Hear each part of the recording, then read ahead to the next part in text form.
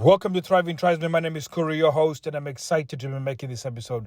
So one of the things that I've found when it comes to being in a sexless relationship, and this is me speaking out of experience, when you start feeling depressed and feeling down on yourself, and then you still keep trying to make initiation, but you continue getting rejected. And when you get rejected, it's one of those painful things that you almost feels like you are coasting in the world and nobody knows that you're suffering on the inside. And sometimes you have to put on this mask where you make it seem like everything is okay, not only at work and when you go out, but sometimes with your own family and with your wife, and you have to pretend that everything is fine, but yet you know that you're feeling the most loneliest that you've ever felt in your entire life. And this can be soul crushing. And one of the things that I realized is that those feelings that you feel, especially about your relationship, only make up at least 20% of contribution to where you are right now.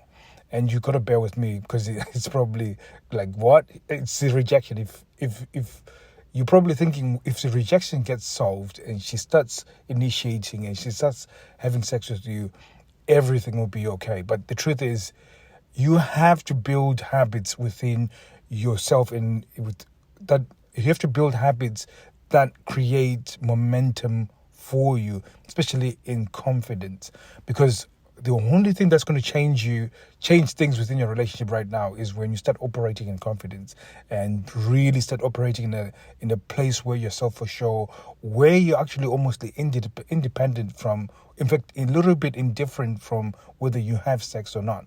Because when you do that, it actually increases the value of who you are as a person, and your self-worth increases. And then this is what's the thing that's going to be attractive to your partner. So generally, most people feel like they go in this downward spiral, and when they go down on this spiral, they feel sorry for themselves. They've got self-pity. They've got all these horrible things that they're saying about themselves, which then shape the way they act around people, or at least around their wife.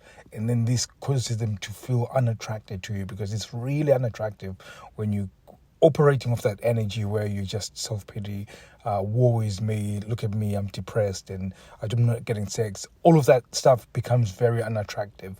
Whereas you can go into upward momentum of confidence.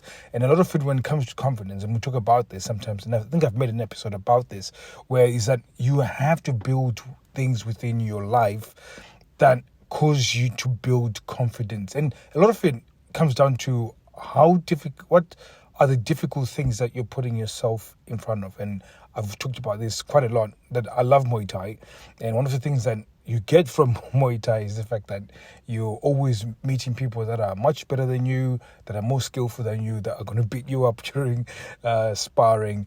And because it's that difficult thing that you're learning, it's the effect that you have of confidence when you go through that war, or you go through that training, when you learn that new skill, when you win that fight within that sparring session. I'm not saying all of you need to go to Muay Thai. In fact, I would want all of you guys to go to Muay Thai because it's useful. But there's so many things that you can do that can be challenging, that as you get over them and you get good at it, it builds confidence. You've got this momentum of building confidence. And again, most people, they got this downward spiral when it comes to momentum. So it's momentum of going down, where you're thinking about the sexlessness within a relationship, how depressed you are, and then all this self-pity, and then this negative self-talk that you go into.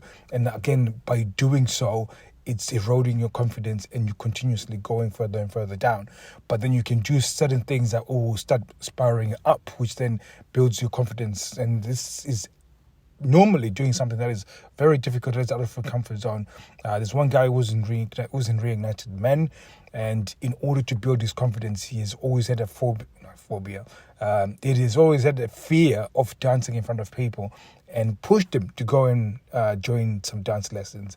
And now he loves it. He's built confidence around it. And again, just that building of confidence, dancing around in front of people, one, but also dancing when you're something that he absolutely feared. So again, it was just that confrontation of something that he feared, and by overcoming that, it built his confidence. And that started spilling over into other pieces of his life, and then therefore it translates to his interactions with women and people that are around him, where he shows confidence. So hopefully that's something that you can start considering in terms of your life, and for everyone it's different. It could be the fact that you've been thinking about playing golf and you've never take some lessons with that. If it means dancing, go and dance. If it means going to do jiu-jitsu, going to do Muay Thai, going to do boxing, do so. It's going to be something difficult, something out of your comfort zone. Another guy, I told him to go to improv classes. He's always thought about being a comedian. Told him to go and do improv classes, go and take comedy classes.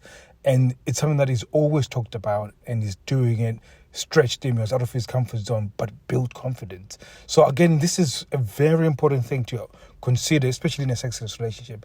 In fact, if you are seeing a therapist, his marriage therapist, that money you're using to see a marriage therapist, use it to figure out something else that is more fun, that is going to build your confidence, something that you've always put off doing because you were a bit nervous about it. Use the money to do that. That will be more beneficial than actually going to therapy. And that's me saying it because of what I was saying before, that when I say therapy, I mean couples therapy, not the one that is individual. Couples therapy is it's not good. It's really not good. So that's why I'm putting that out there, that if you're already spending money on that and you're thinking about, it's going to cost me money, use that money in order to feel that, because that's how it's going to build confidence in you. And once it builds confidence in you, again, the other bit about going to learn something is that it creates scarcity within that relationship, because now you've got this thing that you're doing, and this will, because it's building scarcity within your relationship, it actually builds value with you, because it's now like, okay, he's not here, he's doing his own thing, he's actually quite happy, and therefore it actually gets to start thinking internally like, okay, maybe I need to do something in order to get close, because you're now exhibiting all this energy, really good energy that she wants to be around. So guys, thank you very much. Hopefully this has been helpful for you guys. Thank you very much. Take care. Hopefully you're having a good day.